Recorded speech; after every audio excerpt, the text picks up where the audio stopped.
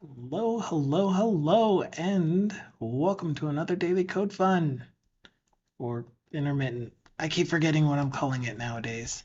Anyway, hi, welcome in. I gotta scratch my leg. Ooh. I want to start off by saying thank you so very much to everyone that was here on Friday and contributed to that Community Day conversation. It was fantastic. It was a great conversation. Disfortunately, with all of the audio issues I had on Friday, none of it got output to the recording. So, and also, there was a message indicating that there was a song that played from soundtrack that caused a portion of the video to be muted for like 6 minutes. And I was like, what? This is like your guys' platform, your guys's, because that's a phrase. Your platform that you are providing audio music for your streams, and you're gonna tell me that uh, I wasn't allowed to use that music that played. So we might have to look into using different music source. Who knows? We'll find out. Anyway, um, so with that said, I did not post a video to the YouTubes from yesterday, from Friday, and I took it down from Twitch because there's just no content. The people that I spoke with, their voice didn't come through on the stream, and it was such good conversation too. It was really good. But anyway, maybe next Friday. Who knows? But for today, what are we doing today? Oh, first of all, where are we? We're looking out a window somewhere in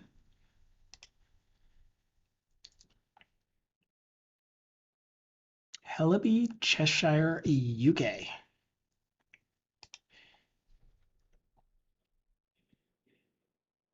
It's the UK.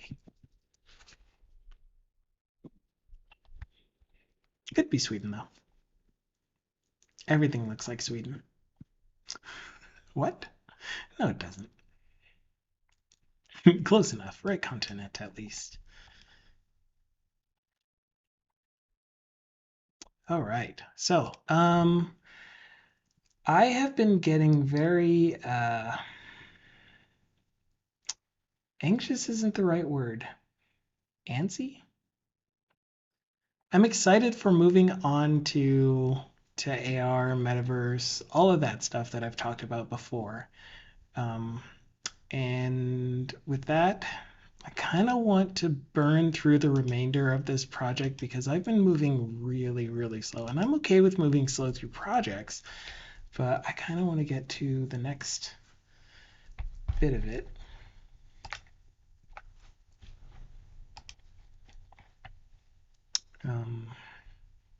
And I don't know what that means. Does that mean that I'm going to be skipping a lot of the unit testing?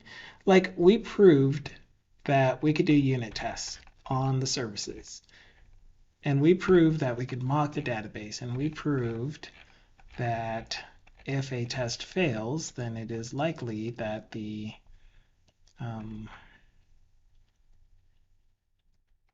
implementation is going to fail. And if a test passes, it's very likely the implementation is going to pass as well. It's going to succeed. And we have a pattern for doing testing. Yeah, so what I think I would like to do is finish up the remainder of the transaction service logic, which are these. My screen feels like it's further over that way than usual. This is weird. I don't know.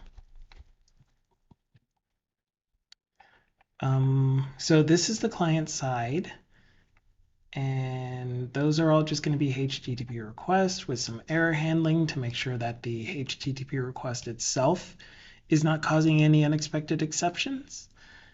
And then the parsing the response is not causing any unexpected exceptions.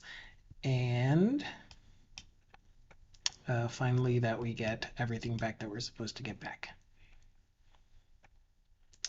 And I know that I was going to use this for something.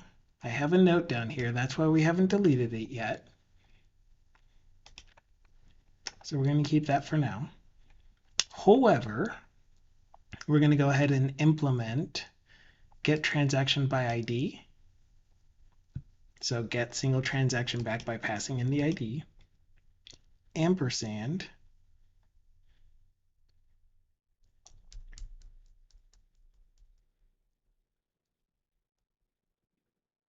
This is just so weird.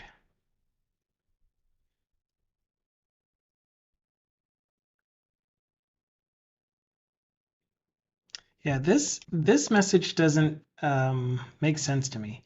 So what I'm doing is I'm doing this get from JSON a.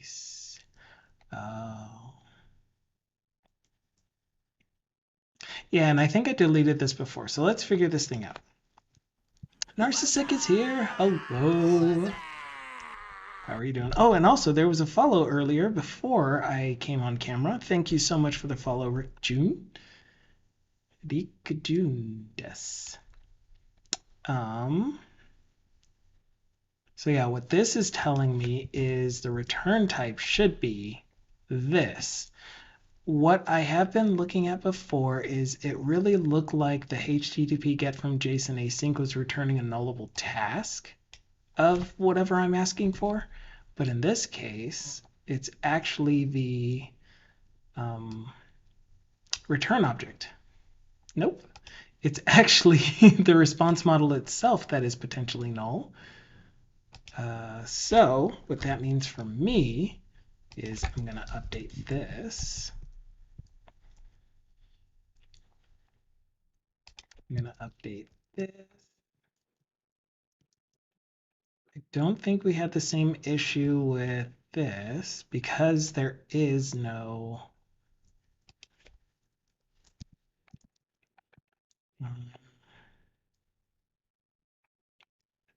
reference type in my generic.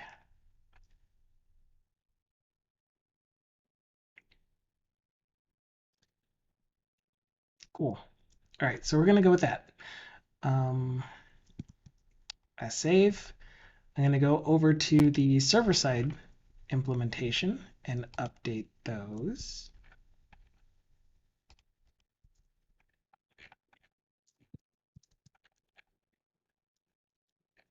Yep, cool. And so far there are no extra errors that happened. So because I updated my service interface and the implementation, we're going to run the test again, make sure I haven't broken any of them.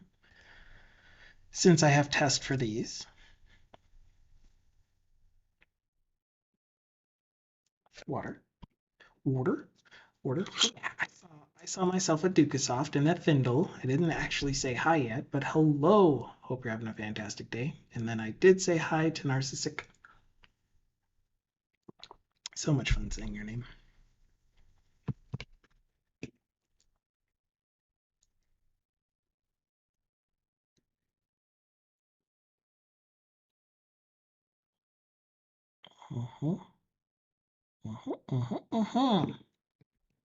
But I hope you all are having a great start of your week.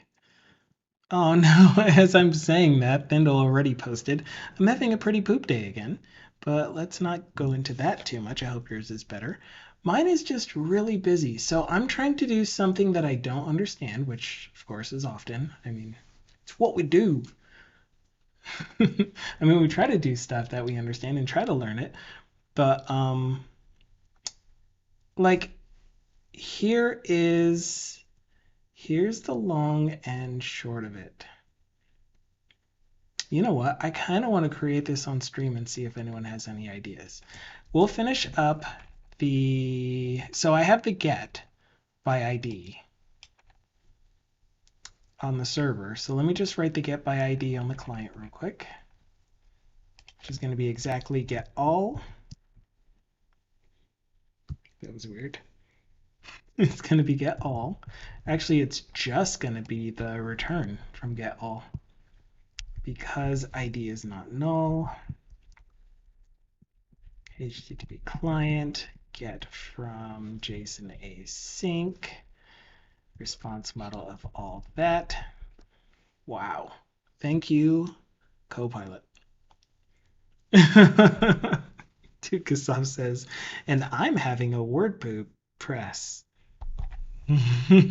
day. And Narcissistic writes line, hello world. Okay, so that should be it for doing the the client-side implementation of get by ID. We really don't have anything currently that is doing a get by ID. So something that we would want to use this individual get by ID for is if we were going to edit a record. So let me show you the UI. CD AP. What does this one look like? This is wasmserver.net watch. Okay. Pindle says, I'm so sorry, Dickasoft. Do you have any way of getting out of it? I think it's his job.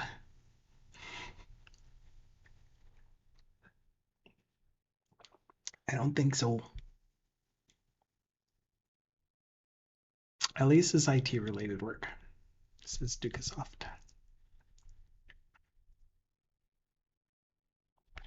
Come over here onto the screen. Everybody wants to see you. You can't be over on that other screen. Okay, so this is our main landing page. And then we'll have ways to get to this. But for now, I just have a link in the footer. So here are our payments. Let's say that we wanted to edit one of these transaction records down here. Then we would click an edit button, and then we would get all of the details in by using the get by ID essentially, depending on the type, of course. So if it's a deposit, then we get deposit by ID, etc., etc., etc. Shout out for Irish John Games, Rise of Piracy. He just looks like he's been having so much fun lately on his streams.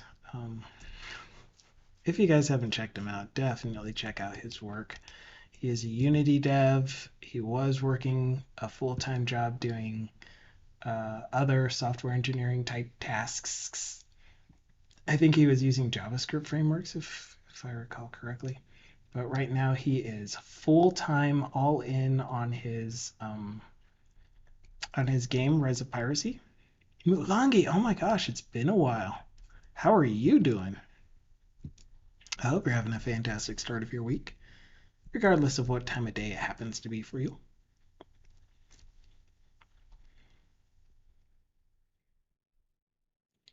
But yeah, the other thing that he was doing on stream was improving his interactive stream game called Interactive Battle Royale, where he uses the same ships that he uses for his drop game.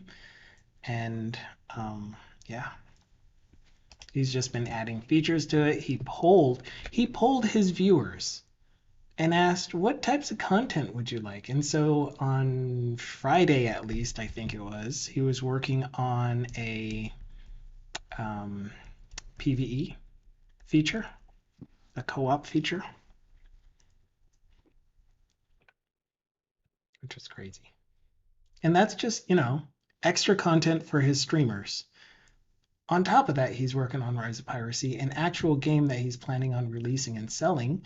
Check it out on Steam. There's a link above. Anyway. He doesn't pay me to do this, by the way. I just believe in his work. He's just cool.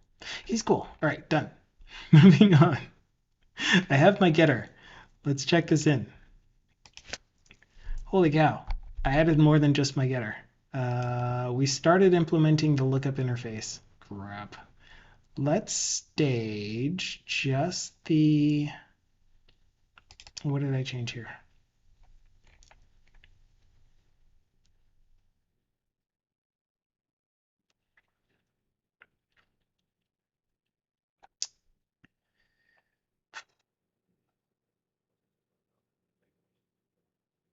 I don't remember what this change was. This is what happens when you don't commit often. I kind of forget what this change was for. So this was for when I get my lookup lists, I want my screen to update. So yeah, this is part of the lookup list stuff. Same thing here. Refresh transactions. Nope, this one should be good. So we're going to stage this one.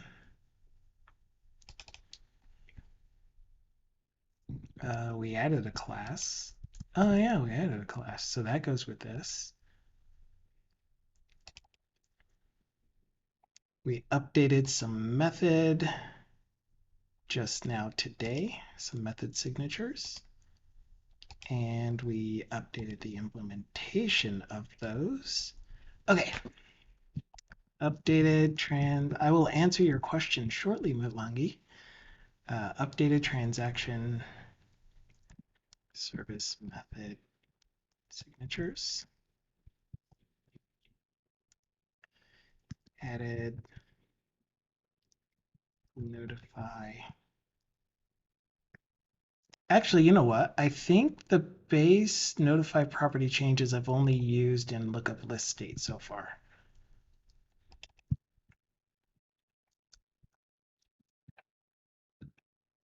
Yeah, so that's part of the other one. So unstage, please. Okay. Updated method or implemented. These are implementations, right?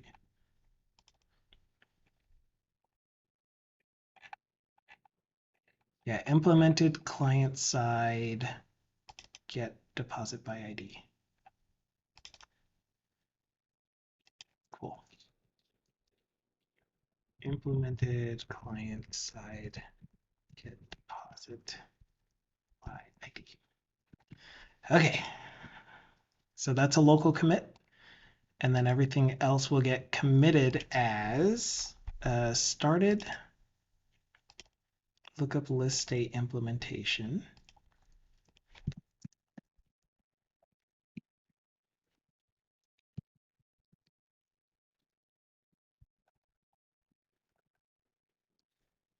Oh man, I'm getting some resources on metaverse stuff that I want to listen to. So there are 2 podcasts that were just posted to the metaverse group that I'm a part of that are about how to build a metaverse.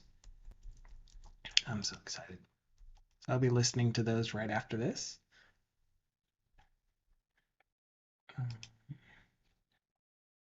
Wait, what? Okay. We'll just leave it at that. Commit local. Okay, so Mulange wanted to know why not VS Code?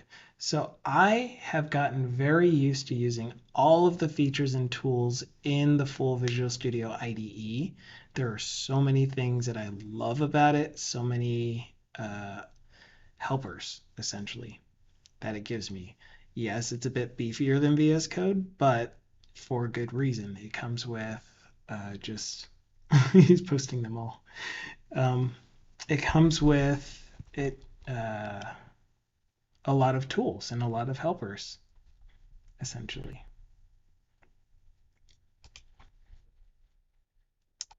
That you just don't get in VS Code.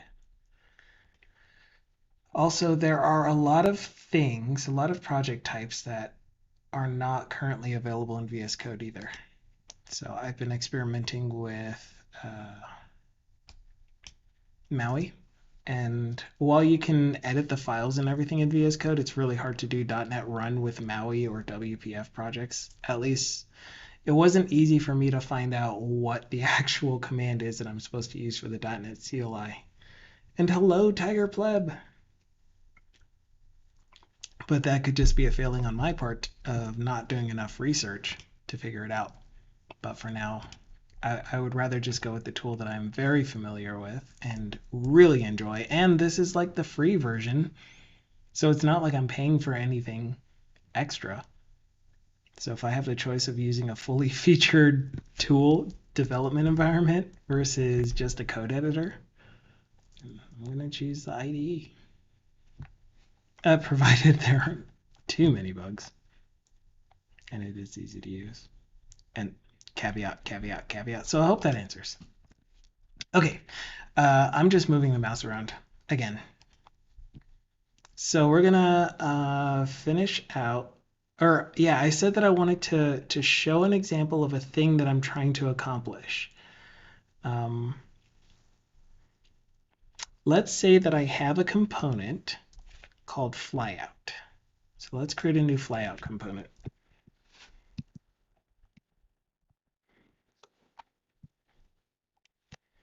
And you guys know what flyouts are, right? The little side drawer thingies that can slide in and slide out from the top down, all of those. I think it's more of a WPF term.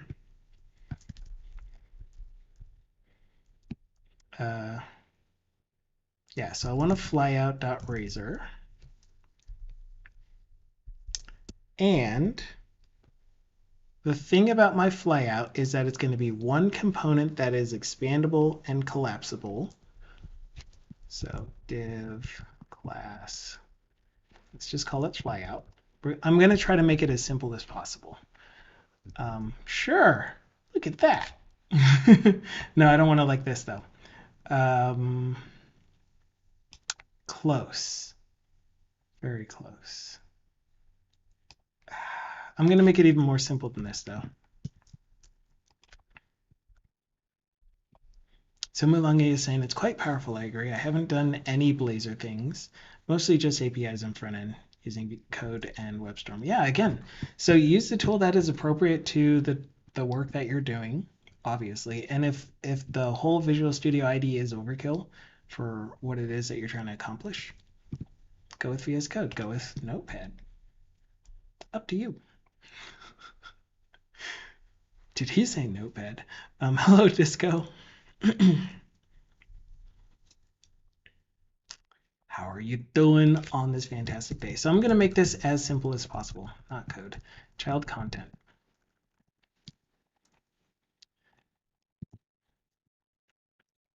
And I'm not even going to use a code behind file because lazy.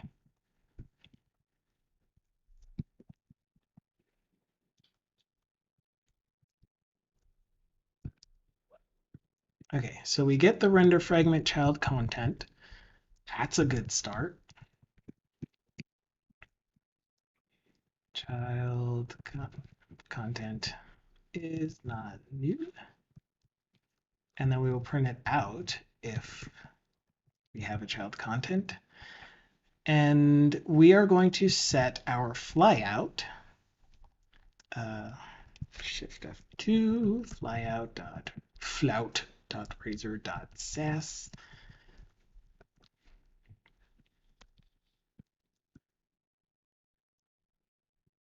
Go. And we want to make sure that this compiles, so Alt-Shift-Q. There it goes. So we have our CSS for it. So we have a class called Flyout. Our flyout, we would like to make position fixed, top 0, right 0. Width is going to be 100. Do I like this? You're not going to decide the content layout. Z-index is going to be 2.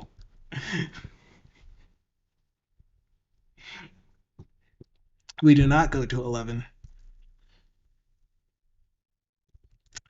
Sure. We'll make the background black. Actually, no. We won't make the background anything. Point is, I'm just trying to get a flyout on the screen. It's not actually going to animate for now, because again, I'm just trying to demonstrate. Where does the code come from?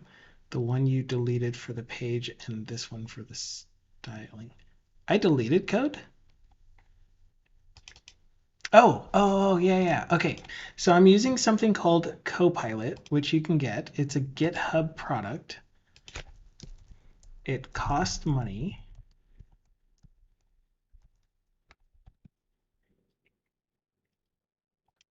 You can try it for free for a while though. Wait, you can use it for free? This is not Copilot. This is not Copilot. Tell me about Copilot specifically.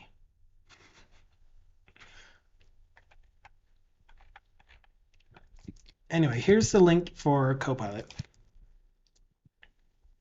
It's free for educators. And so what Copilot does is they used all of the GitHub repositories and did some machine learning on it, and then trained a model essentially so that as you're coding, it will recommend code for you. So if I said, one of the easiest ones to show is public int fib. I don't know how to spell Fibonacci. 2Bs, I think.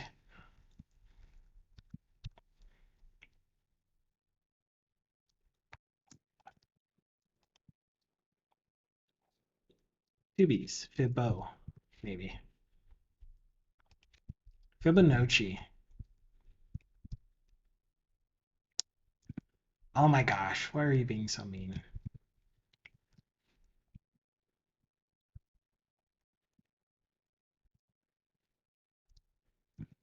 There. I don't know if it's right or not, but here is a recursive algorithm for doing Fibonacci.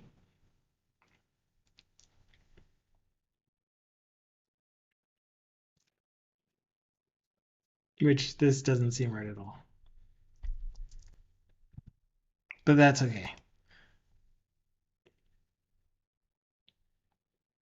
Yeah, so the danger in using something like Copilot is if you don't understand the code that it recommends to you and you can't just do a quick review of the code, then you usually end up with stuff that works but doesn't exactly do what you're wanting it to do. Cheating for code challenges.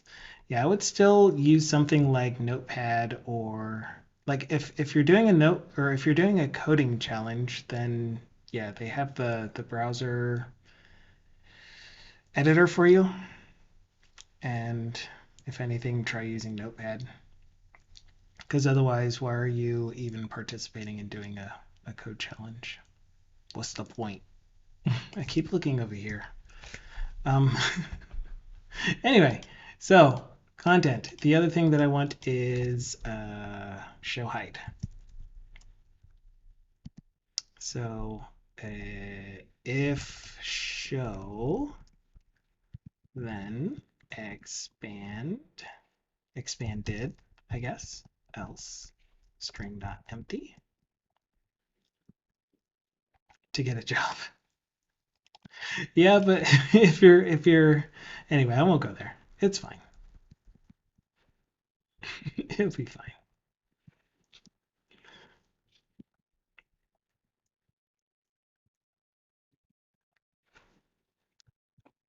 Okay, so I'm gonna have somewhat of a backing variable, but it's not really a backing variable. This is just going to be the thing that I use for two-way binding. So this is going to be a event callback. It works on my machine. This one's always a good excuse, says Mutlongi. Okay, so this is to set up two-way binding, two-way binding.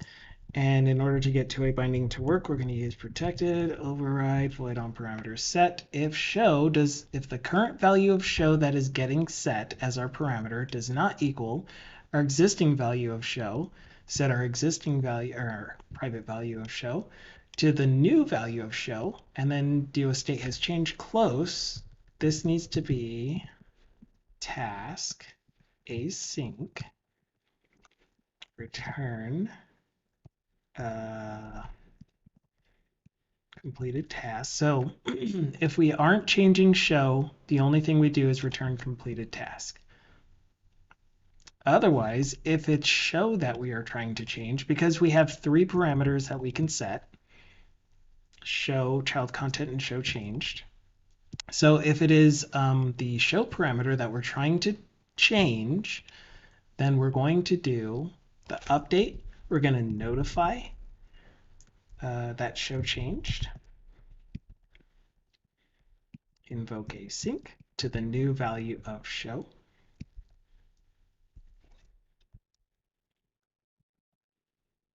Oh, right. And actually, the way that I am doing this is private task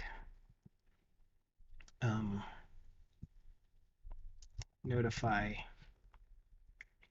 update show bool. And I guess because we all said that we wanted to keep the async suffix for those, we're going to keep that. There you go. That's what we want. And this is going to be return update show changed, capital show.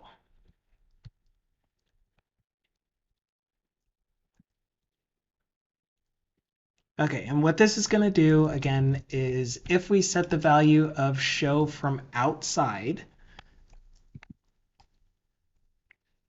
then that is going to update show. Dang it, and I really need a state has changed as well. And I want to do it with async, but we'll do it without async for now. See if it causes any issues. I don't think it's going to cause any issues. Like the main reason that we would want to do invoke async state is changed is if we think that we're going to be executing this from a thread that is not the UI thread. I guess that's not the only reason, but it does help with that. Okay, so point is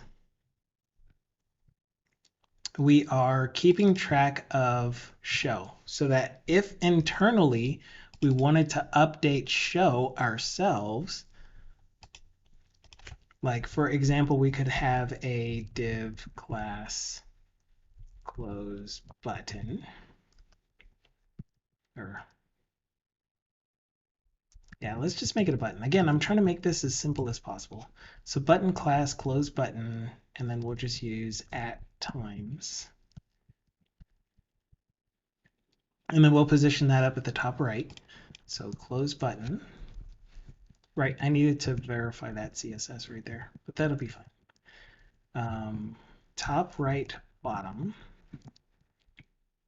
are the things that matter.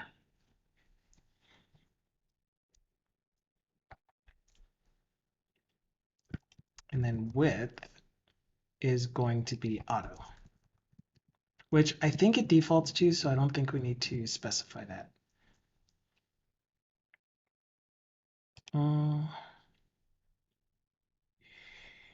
That's dangerous because what if the bottom of my screen flows off of the page?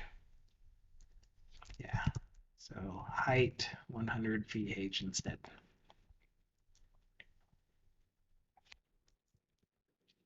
Okay, so close button is going to be position absolute. And since this is position fixed, it's going to be relative to the container. So if you do position fixed, absolute, or relative, this thing is going to be relative to the parent. I'm not 100% sure on absolute, but I am definite fixed and relative. Oh, my eyeball. Okay, so we're going to have top at some offset from the top, like 0.4 rems, and then from the right, 0.4 rems. And that'll give us a nice close button position at the top right of this thing. And the reason we want that is because on click, we want to do easiest way, I think, is to do a update show async false. Irish John Games, and there is the man himself. Thank you for the lurk. due to extra twerking today. Lurking due to extra twerking, he says. It's Yar. So yeah, I was telling you guys about Rise of Piracy. This is the Irish John Games working on it, trying to get it out early access by the end of the year and kicking names, taking butt. We're all rooting for you. I was talking about you while you weren't here. And other people that we know about are Findle, who streams also some .NET stuff, migrating legacy applications to more modern technologies, which is so much fun to see, so much fun to do. Good times, good times. Scott was here. I didn't say hello to Scott. I never say hello to Scott. I don't know why. It just, like, I was responding to your messages that you were typing in chat, but I didn't actually say hi when you typed your first message. But anyway, hi. Hi, Scott. I hope you're doing well. Other people in our community that we enjoy hanging out with are people like Simple Game Dev, another Unity developer working on Artificial, which is the shout out that Stream Elements gave not too long ago. You can also see that in Steam. And one more for now for Soft as in Software. He is back from vacation, feeling a little under the weather, but he's still streaming anyway, so find out when he streams real quick. His schedule says his next stream is going to be tomorrow at 1 p.m. Mountain Daylight Time, which is UTC -6 currently. UTC minus, excuse me, UTC -6 currently.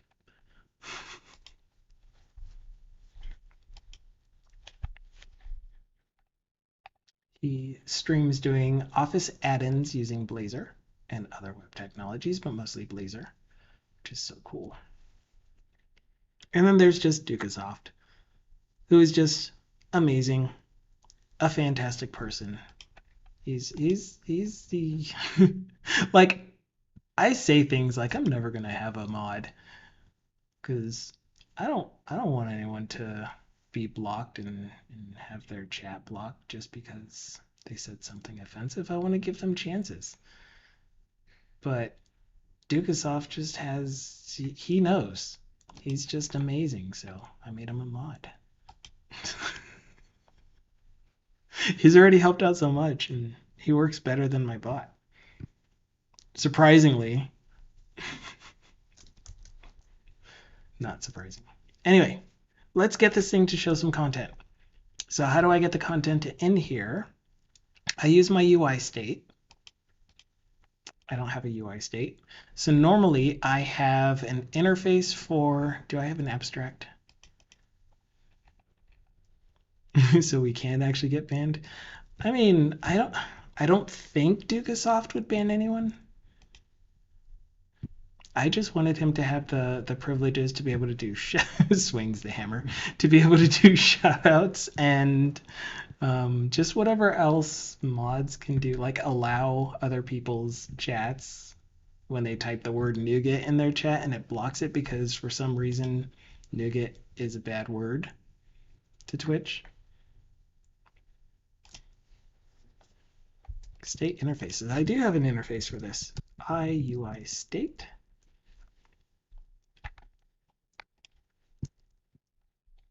And our state implementation is going to be up here in the UI with Shift F1, UI state, which is going to implement. Come on. Come on. You can do it.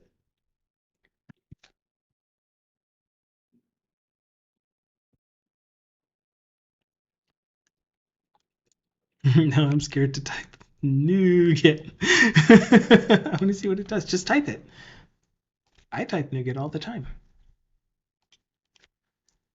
You're not going to get banned for it. I promise. IUI state. And Oops, actually, I need to do the yellow. Wait, that's weird. It let it through. And Max is here. Hello, Max. Happy Monday to you. Happy start of the week. Thank you so much. It is a drum company or percussion company. I used to play percussion throughout all of my school time. Yeah, it's just weird. It's like download nougat from somewhere.com or .org and add a reference to nougat. Well, if I type this, then it's going to be fine because it says Perl. You can't read backwards.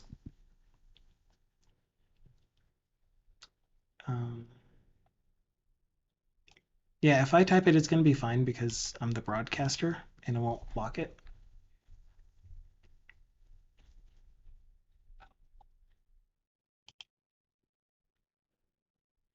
Is Razor equal to CSHTML? What if you try to switch? Will it run?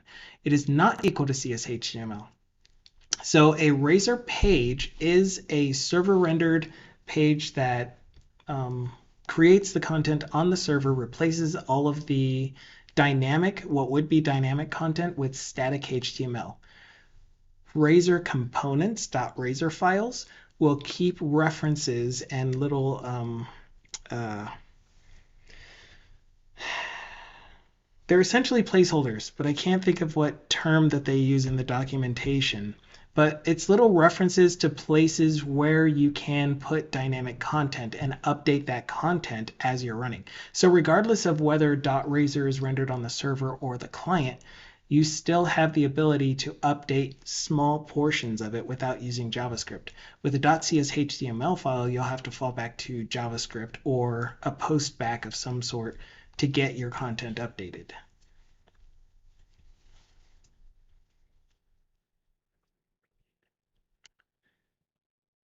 They're called, yeah, I can't remember what they're called, but for like, I think what they look like to us are just the angle bracket exclamation points.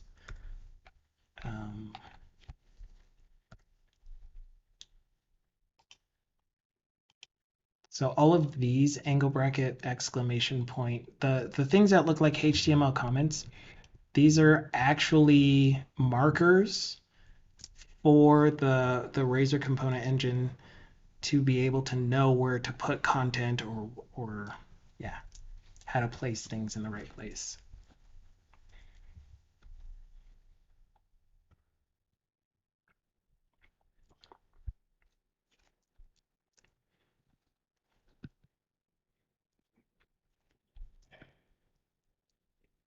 So what I'm trying to say is .razor files not only have your HTML content, but it also has instructions or placeholders for how to or where to update dynamic content that can be done while the application is running.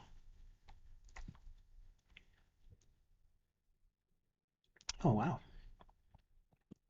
Right, because I'm waiting on that. So, yeah, lots of things. Lots of things. I'm just going to leave it at so. So in my UI state, I'm going to have two things. I'm going to have my public render fragment side flyout content, and it's going to be nullable. And I will have a public render fragment flyout visible.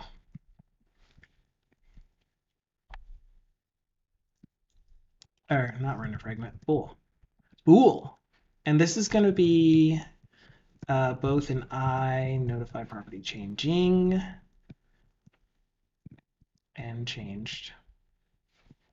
Whatever. Alphabetical works for me. And so when we implement this, oh, I don't know why I put public again. This is an interface. When we implement this, we're going to use my common pattern for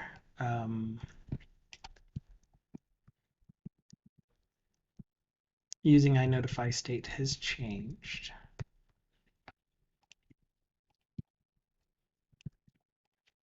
which is found in base notify property changes,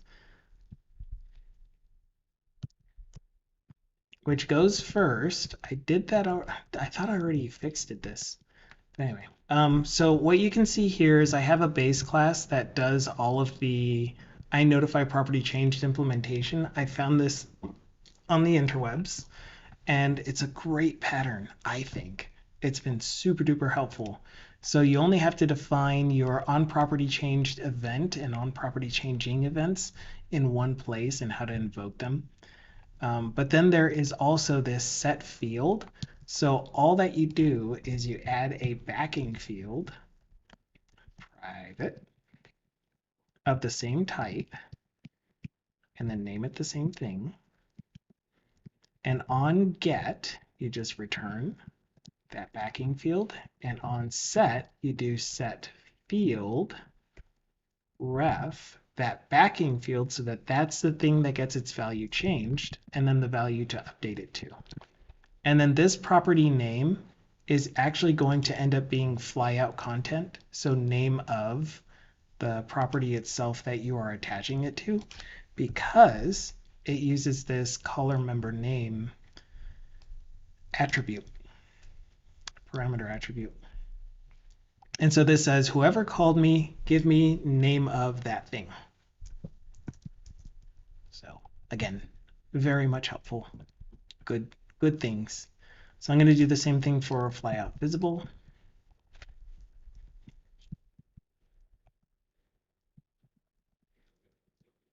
Boo. Because it's Halloween, it's a private boo. We're going to do arrows, pasta. Wednesday. Arrows. Oh, that's nullable. Whoops. Set field. Max wants to know if anyone could help fix a problem in his site. Post it. You know we have a Discord, so if you just post your question there, you'll get a lot faster feedback. Ref.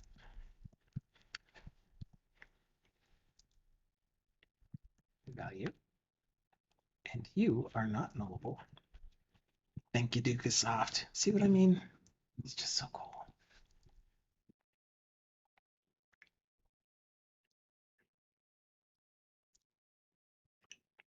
Yeah. What Mutlongi said. Post the question and then ask, can someone help me with this? Absolutely. Awesome. So keep an eye out in Discord. I'll keep my eye out as well in Discord for Max's question. But Max has an issue with one of his pages. A problem in his site. Okay, so UI state. How do we use this thing? First of all, we need to dependency inject it. Or prepare it for dependency injection, I should say. UI state.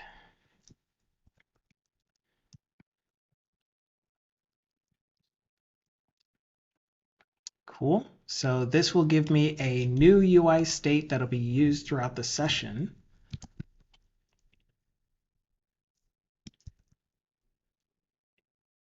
So that when I ask for a UI state,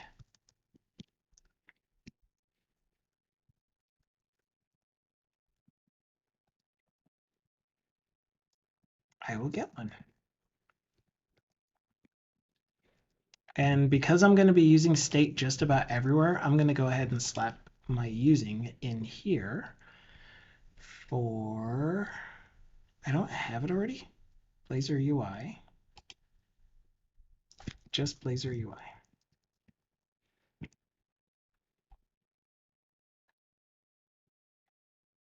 Oh, that's what this one is. Okay.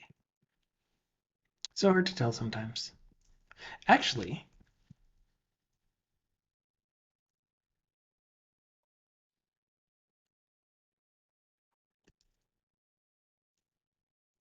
huh?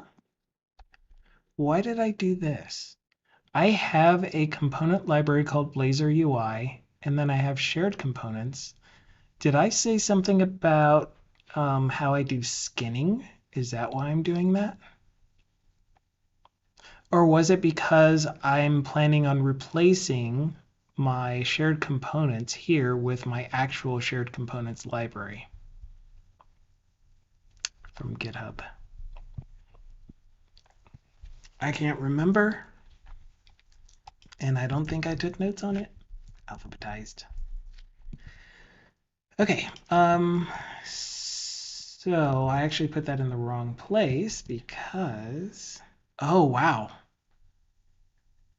Yeah, I absolutely cannot do that. Actually, I'm not supposed to be putting UI state inside of my flyout component anyway. That's what the show parameter is for. I'm putting this in, let's say, the home page. Let's do the home page, for example. And we'll have a little button in our footer that is, let's say it's the contact us. This is terrible, by the way. I have never, or I can't say I've never seen this, but I don't see anyone using this kind of an approach for contact us. Like contact us usually takes you to a page that has different phone numbers based off of region, maybe an email address or two, depending on the area that you need help with, or what's the last thing? Or addresses, like physical mailing addresses, office addresses, etc. So on click, handle contact us clicked. Once again, I'm just using my code block. No, well, I do need non-initialize, so that'll be fine. There, that's the one. And then I'm also going to need implements iDisposable, because I will be injecting my UI state and then subscribing to notify property changed. So that's what this is going to be here. So we inject.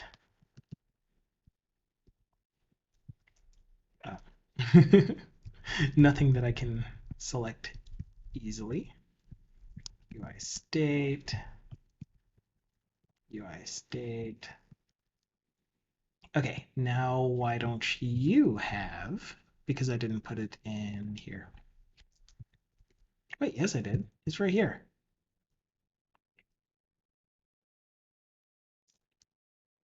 Oh, that's the shared state interfaces.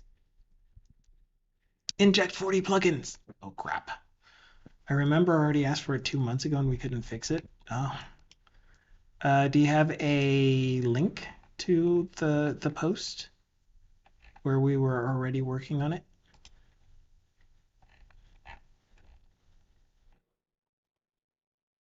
Oh, you actually reposted it.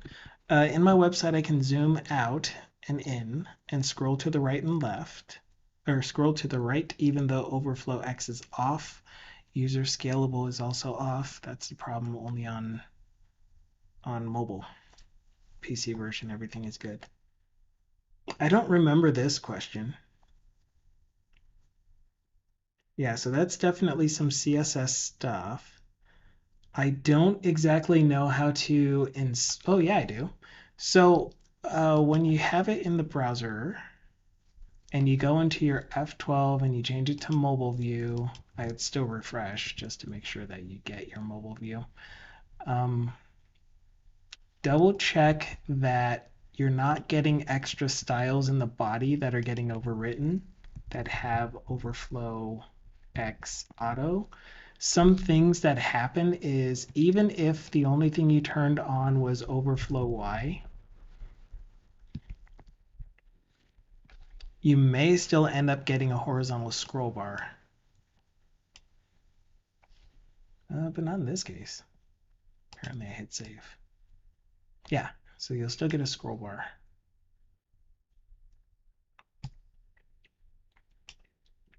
Other things that may affect it are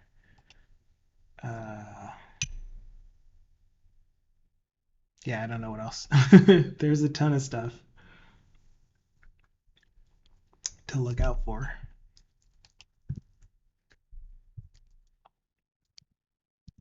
Let me get this flyout finished. So UI state dot property changed, handle UI property changed. And the only one that we care about for this, not protected, private, has to be void because property changed events are synchronous.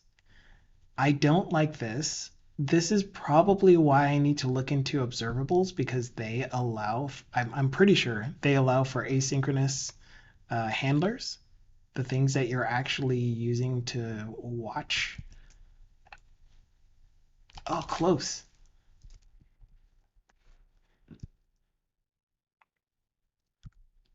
Oh, but you're not the one that I need that on. Oh, gosh.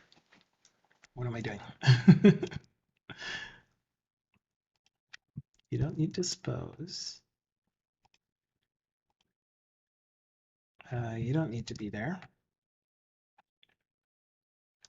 The thing that I care about is in my layout, where I'm actually going to put my flyout.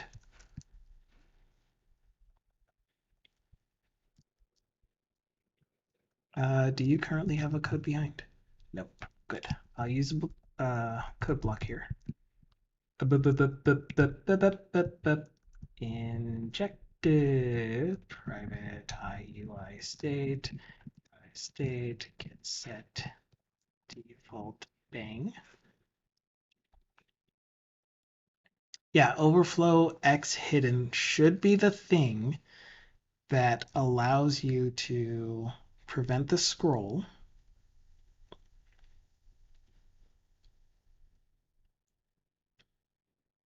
But when you zoom in, when you do the pinch and unpinch, I think that that works differently where you're still like your current content view is the thing that you're making gets zoomed, not the actual content within that view.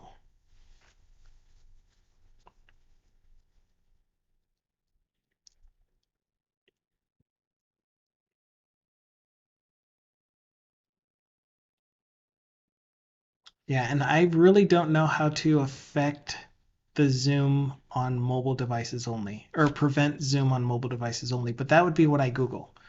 How to prevent zoom on mobile device or web page or something. I'm terrible at that. Protected override void. Yeah, normally I would do that. Void uninitialized. I don't need an async one yet. Not until we get to our lookup list state and initializing that.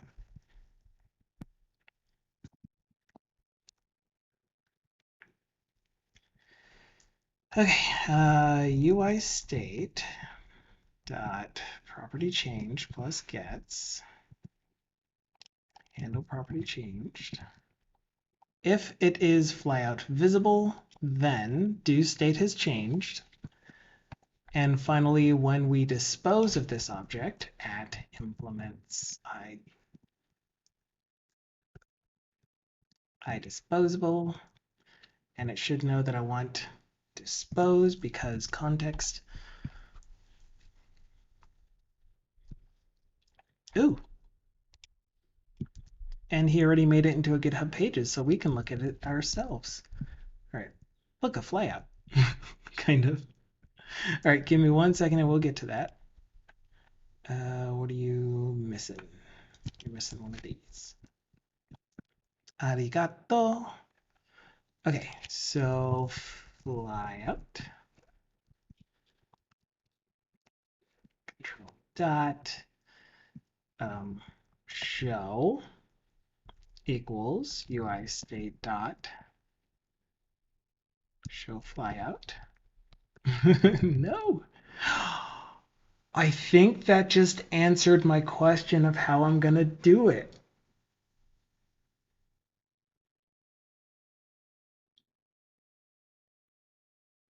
Okay. Oh, flyout visible is what I called it. Because right now what I was doing is assigning child content equal to UI state dot flyout content.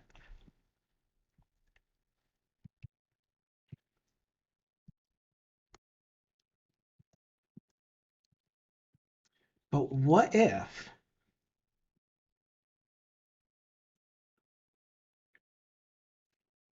yeah, we'll check it in a second, but that's what I want to know. And Science Streams is here. Hello, Belint.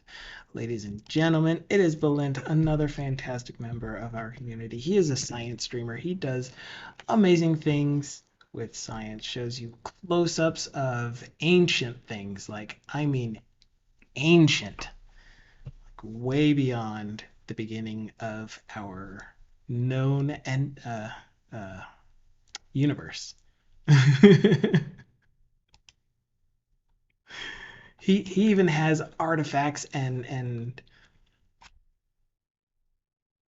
every time that I try to think of it on stream, I can't think of the name of it. Amber. Oh my gosh. Amber encased bits of the cosmos that existed even before the Earth existed. He'll get his hands on those, and then he'll put it under a microscope and explain every detail about it to you.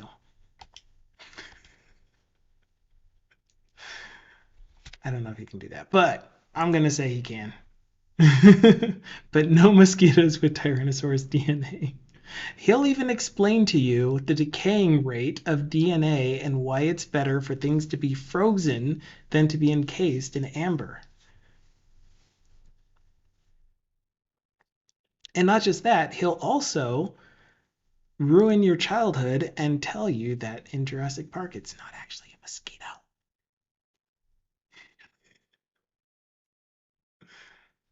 What if it's encased in amber and then frozen? I don't know. You're going to have to tune into his stream and ask him.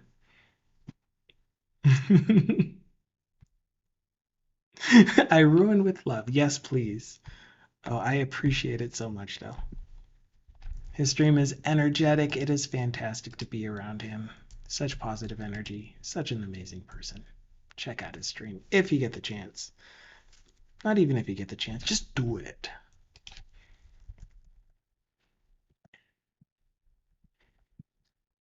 And on occasion, his other half shows up on the stream and they talk like nerds.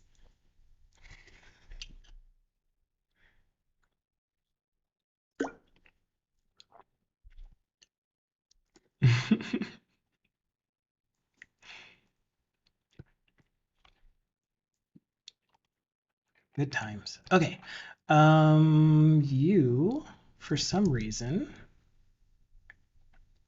don't like this. Flyout content is nullable. Child content for my flyout should be nullable, yeah? I'm not exactly sure why it's not picking up that my child content is nullable, but it is.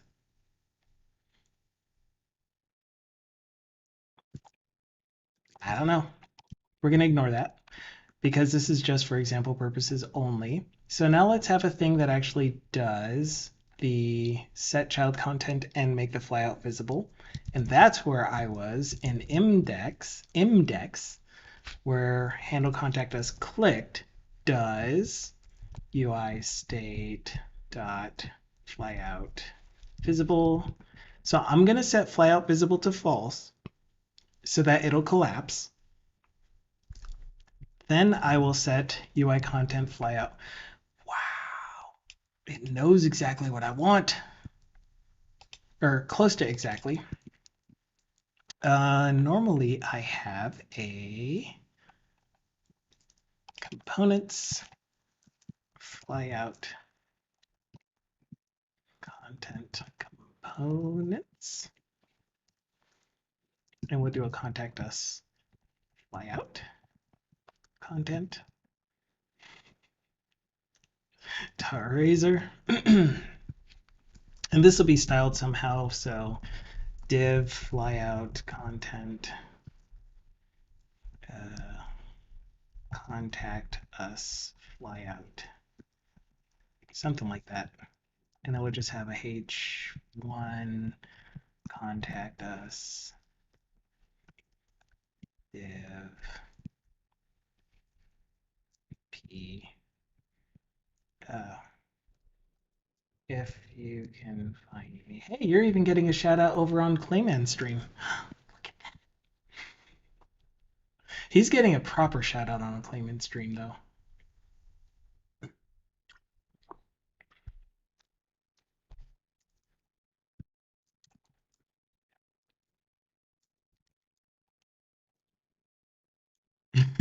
With moon people? Yes. Absolutely. Okay, so we have our flyout content. Here is what we're going to put in here. Flyout content. And we're not going to do it this way. We're going to do the pretty one. I like generics. I like generics. What time is it? Okay. I'm probably going to stop, by the way. I didn't mention this earlier, about 14 minutes from now. I got a new meeting scheduled this morning. Yay! I was just trying to block it out of my mind, is what happened. Anyway, and then after setting that, we're gonna show it. Okay, so we have our flyout that is going to be a div located on the right side of the screen that will eventually open up, not animated, when we click on Contact Us.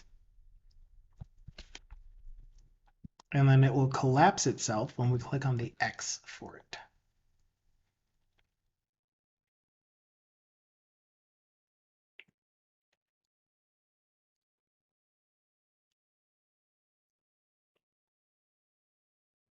Are we good? And then we will look at Max's thing. I will not forget. I will not forget. How do we go home? Excuse me, how do we get back home? Okay, so we have Contact Us. That didn't actually show me my flyout.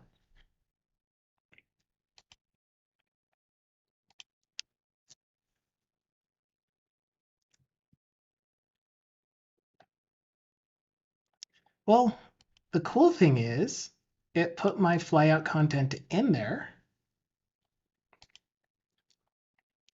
The uncool thing is I don't see it. I don't know where it is.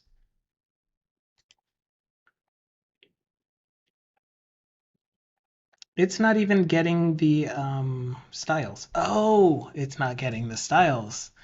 And that's because when you create a code isolated CSS file, you need to recompile sometimes outside of the running application and letting it recompile itself. And these scroll bars are going to be annoying. Contact us. Oh my goodness. Show me the contact us. I don't know why I clicked on that thing. Flyout. Sumimasen. What are my styles? Dot flyout, position fixed.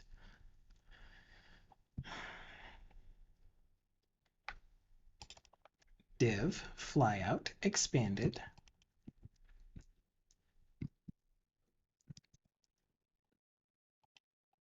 Position fixed, top 0, right 0, 100. Show me width. And not expanded. Display none.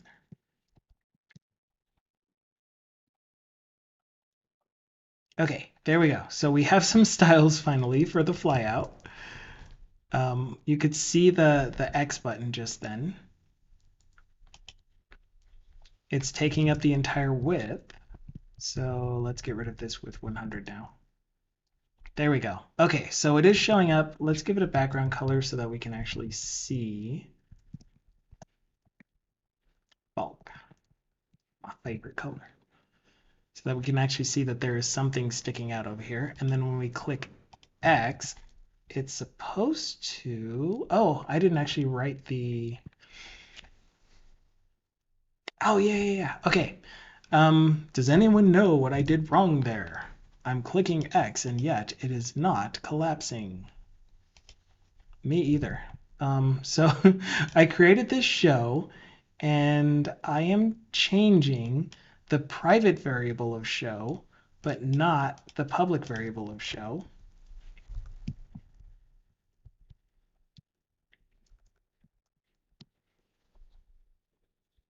And on top of that, I'm only allowing for one-way binding in my main layout, which is passing in the value to the component. All right, Dukasoft, thank you so much for being here. I'm quitting anyway in a couple minutes after I answer Max's question if he's still around. But yeah, thank you so much for being here. Okay, so I'm almost there, Max. I just got to get this close button to work. Contact us.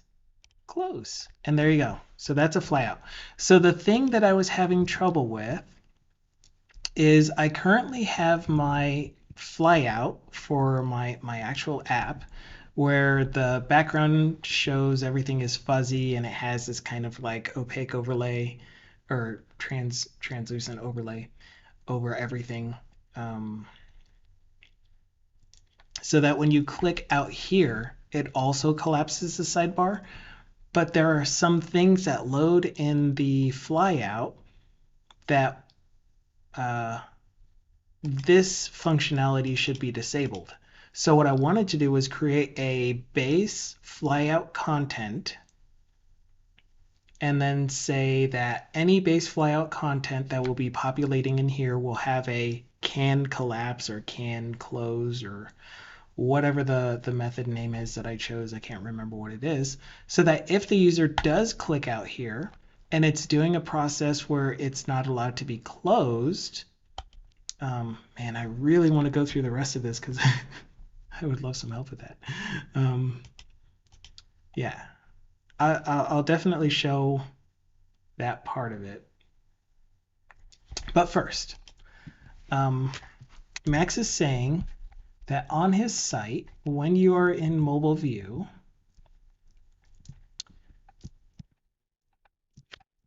it's going to be so hard to do without an actual device. I cannot pinch. Like, I'm definitely doing the equivalent of zooming and scaling, and it's not changing at all. And on top of that, when I try to click drag around, I can only scroll up and down. So I'm not getting the behavior that you're talking about happening where when you're zoomed in or when you're on mobile, you can do a horizontal scroll.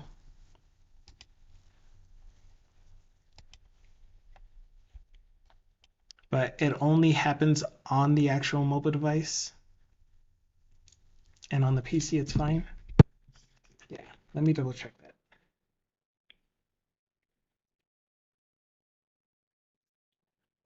The purple Drexen.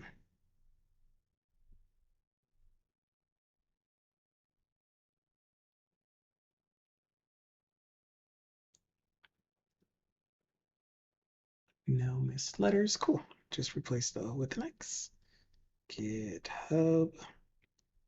IO. Okay, so on my mobile device, I can only scroll up and down, and I can't zoom.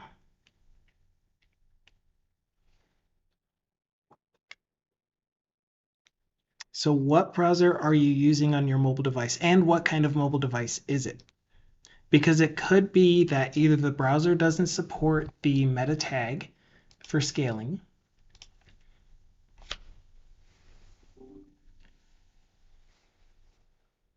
or the phone itself. Okay, so it's a Samsung S21. This is a S21 as well. What are you?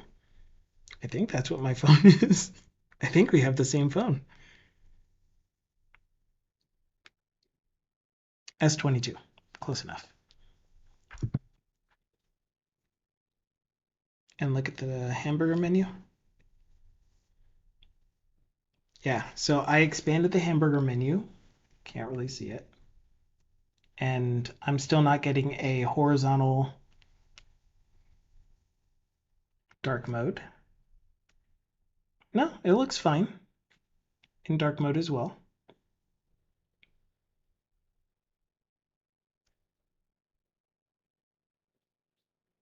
Yeah, so it could be your phone. Maybe you have a cached version on your phone. So you probably need to go into settings, site settings, scroll down to data stored, find your site, and then see if you can clear it. Cool, problem solved. It's your phone. Okay, I'm gonna finish styling this thing really quick, hopefully. All right, so that's gonna be Flyout. This is gonna be the Flyout content.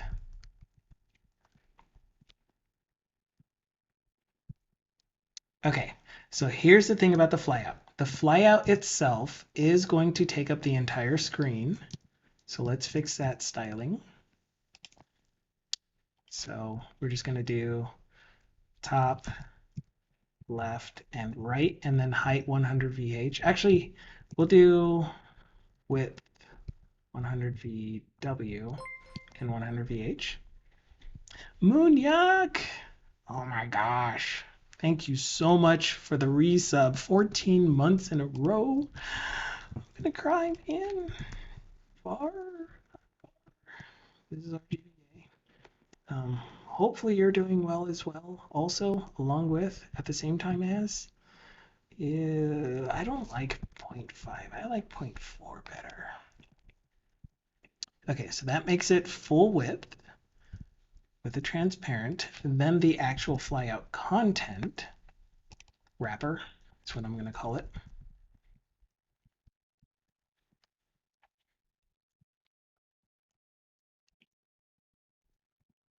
Bob Ross is here too. Man, it's a party.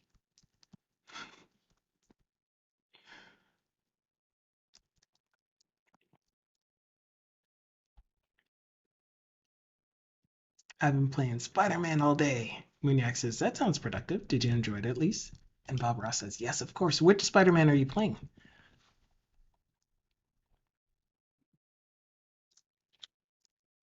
Position fixed as well. Top 0, right 0, width, nope. Height 100 VH.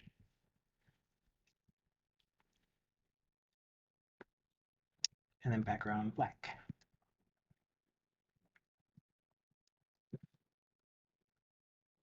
I don't know, I did background on the first one and background color on this one. Marvel's Spider-Man Remastered. Ooh, $50 on Steam. I can't afford that right now. Go. Okay, so now you can see that there's this kind of gray or darkened area that you can click on out here.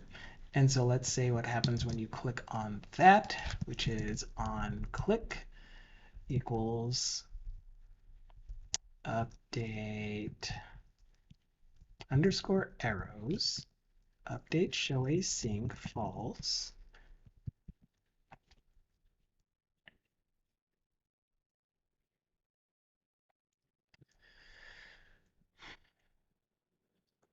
Except when you click on anything inside of this content wrapper, on click, stop propagation,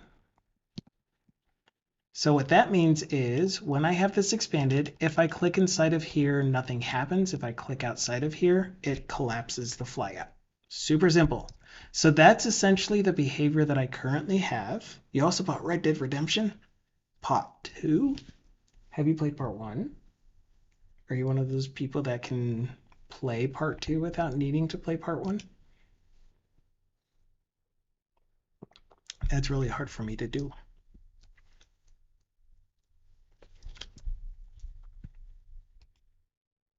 The behavior is, and I don't have the animation, but it also animates. So when you click on something that makes the flyout come out of the side, it expands the flyout. It actually starts at right 100% and then animates to right 0. Or no, what did I do? I did right 0 still, but transform, translate Y, translate X 100%, animate that to translate X 0. That way it doesn't do the squishing with the word wrapping and all of that stuff. But so flyout happens. Imagine that there's an animation. You can either click on the X to dismiss it, or you can click on anything outside of here. But if you click on anything else inside of the actual flyout content, then it will not dismiss. Only if you click outside of the flyout content or the X itself.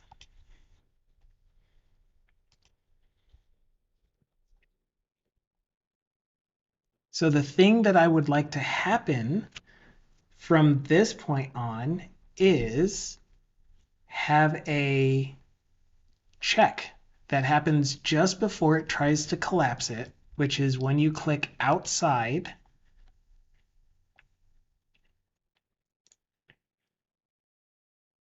I mean, I did use components. I just created my own, I guess. So I created a flyout component, which is the wrapper. That is the little mask, the little transparent mask, translucent mask. And then the content wrapper, which is the solid color. And then a variable that is just show height, which is display none, blah, blah, blah, blah. Okay, so I need to Google that for you. Let me Google that for you. Clear cache browser, Samsung S21. Are you using Firefox, Chrome, the Samsung Internet browser? I didn't see you answer which browser. Internet, okay. Samsung Internet.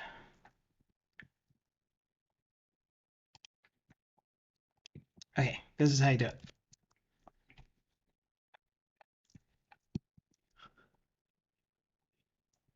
Magic.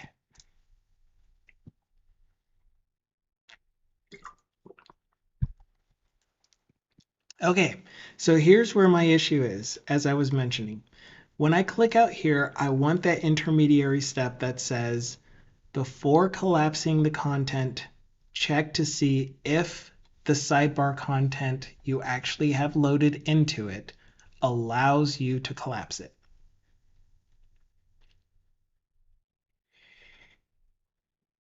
So that's the goal that I am trying to accomplish. Before collapsing the flyout, check with the child content to see, can I collapse? Oh.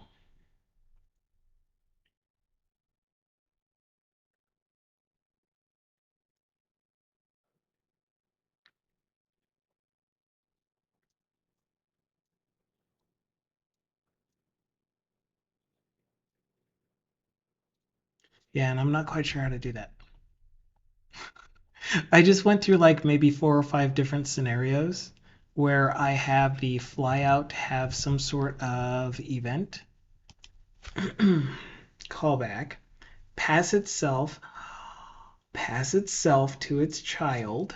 Okay, we can do that. Let's do a child, not a child, a what's it called? It's called a cascading value. Cascading value, parent, this, or I guess flyout, or value.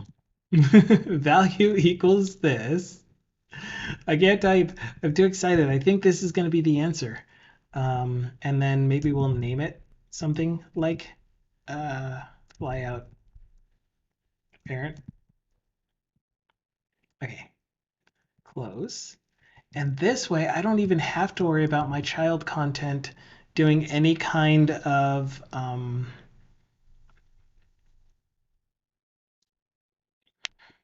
I still don't know how I'm going to do it. Anyway, have my child content need to implement an abstract or inherit from an abstract base flyout content component. Does that make sense? I hope it makes sense. Let's just see what happens if we try passing the flyout parent. So again, the flyout itself is just a component. It doesn't matter what's inside of it. It's just a component that will render whatever child content you put inside of it. That's it. This exists in my actual UI library. So imagine that this is a third-party external NuGet package that I pulled into my application because I wanted to use the flyout from it.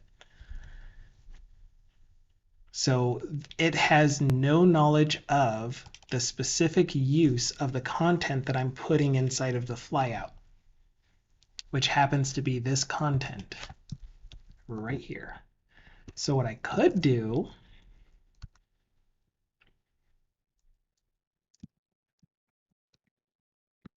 is accept a cascading parameter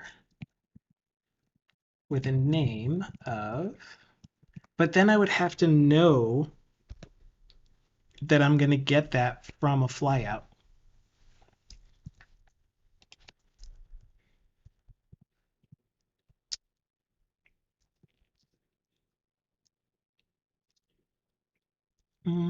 We'll make it nullable.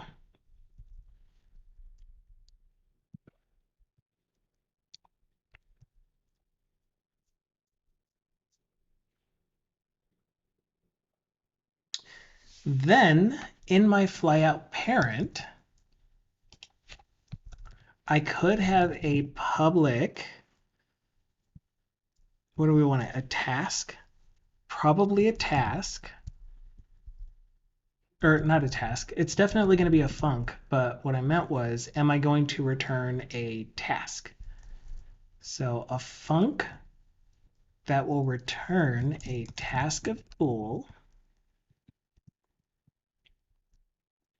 can close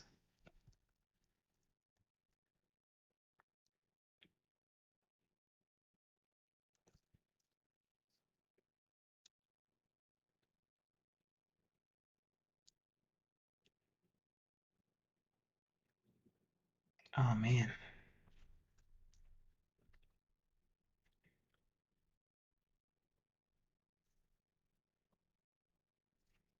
which can be nullable.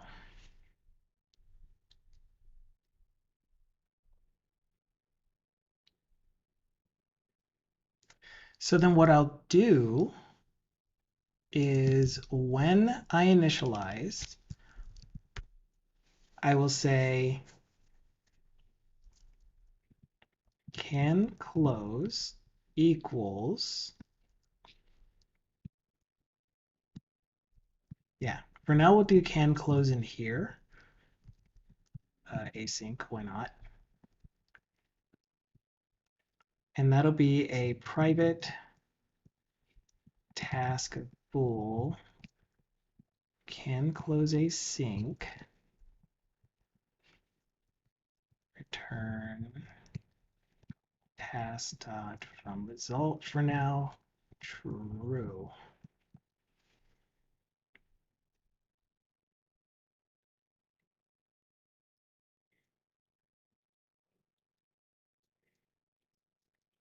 Yeah, I saw that. Clearing cache didn't help. So I don't know. Maybe it's Samsung Internet. Yeah, maybe the Samsung Internet browser doesn't know how to read that header. I don't think I've ever even opened it on my phone.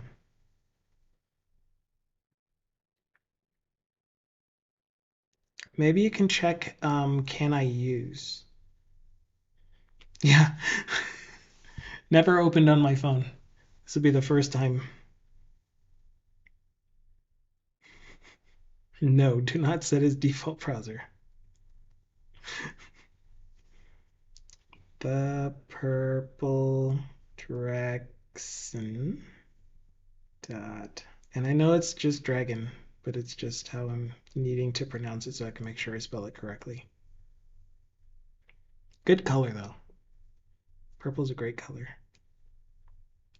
Um, no left and right, no zoom.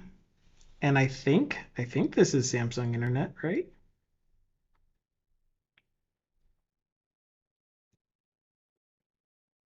I mean, it came up with the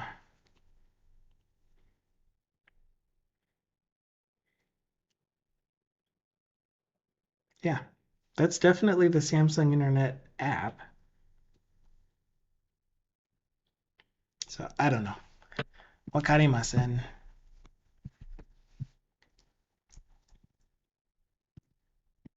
Okay.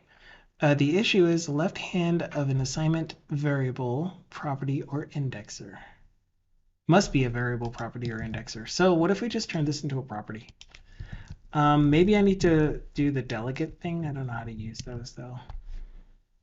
All of you Unity devs could probably school me in that. Okay, so it is a property.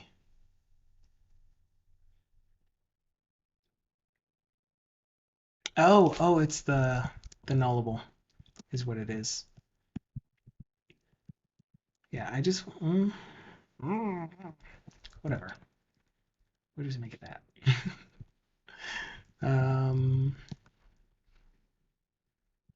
And we'll do this in protected override void on parameter set if flyout parent is not null. Okay, Mutlangi, enjoy. I'll be heading off soon anyway. Okay, so I'll do it on parameter set instead. And I'll make sure to set it equal to that. And then I'll need to also make sure, yeah, so this is a lot of things that I would need to maintain throughout my entire app. So implements disposable, private, no, public, void, dispose. I would need to make sure to clean up my can close when I dispose this component.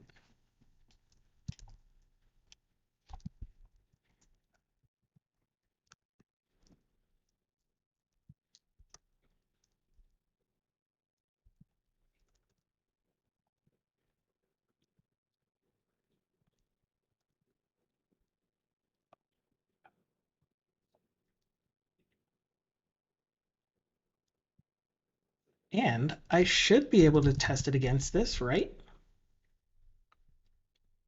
So if the thing that is currently populating the can close function is the can close for this flyout content, then I'll make sure to set it to null.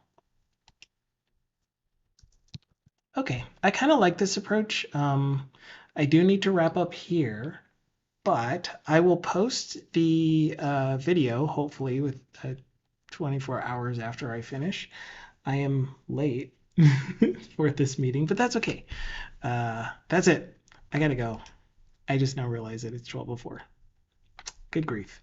Okay, have fun, guys. I'll be back again on Wednesday, 10:30 a.m. Mountain Daylight Time. Feel free to hang out with us on Discord, and I will try to post the video, provided I remember to set everything up today, schedule it for tomorrow by 12:30 p.m. Mountain Daylight Time. Yeah. Okay, ciao for now.